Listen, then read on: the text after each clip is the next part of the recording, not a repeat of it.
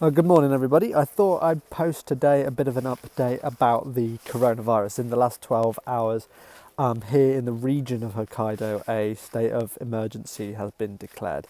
Bit of a background to all of this. There's now at least 66 confirmed cases of the virus in the Hokkaido region and also 2 deaths.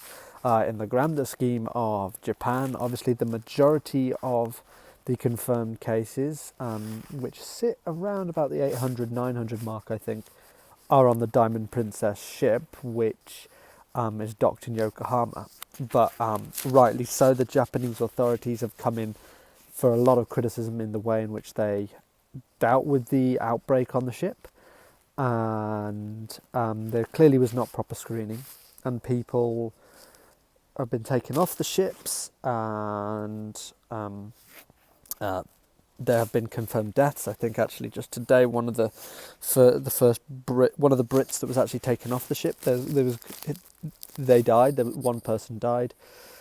The reason why I'm also posting this is actually because I have travel plans in the coming days. I talked in a recent video about sort of probably being quite ready to move on or head home from Niseko, and my arrangements have been sorted for that. I've booked flights, I've booked hotels and flights also to my plan is actually to head to Tokyo in about 3-4 days time. I won't be in the centre of Tokyo. I'll be flying into Narita, which is actually quite far outside of the area. But the question of what could happen within the space of the next week between me going to Tokyo and then also moving outside of Japan, to head home, anything could happen. No one really knows right now. And there's all sorts actually going on here with just in Niseko.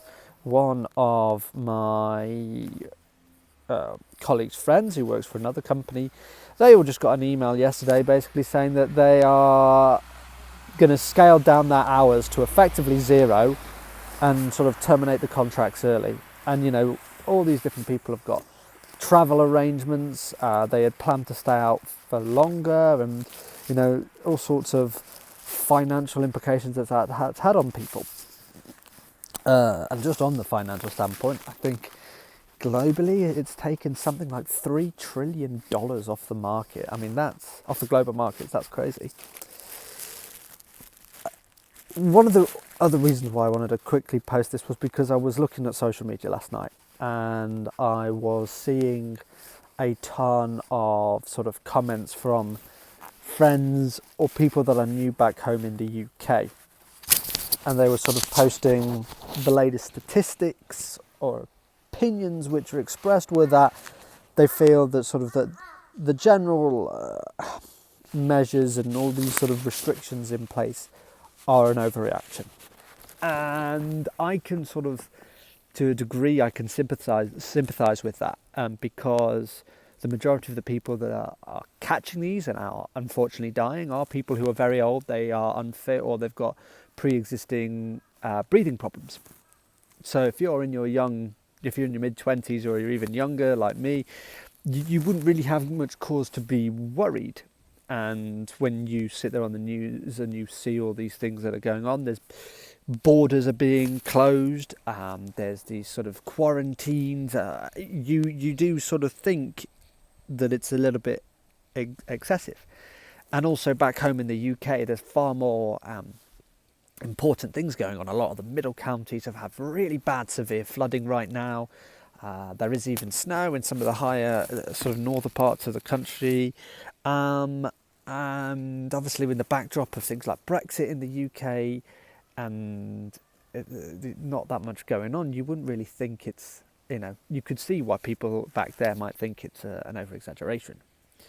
But here, you're in the Asian Peninsula, and so you kind of really feel like you're in the thick of it.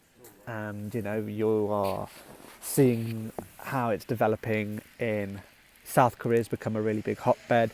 And obviously China, where the outbreak originated from, there are so many doctors who have died from this virus. And across the entire medical world yet, they still don't know what this virus is. They still don't know what it does, how it really spreads, because it keeps the new thing. They keep learning new things, and they haven't figured out a vaccine for it yet. So when you don't know exactly what it is yet, is it unreasonable to be making some of the to be giving out some of these advices, like, you know, staying away from school for 2 weeks, you know, self-isolate yourself.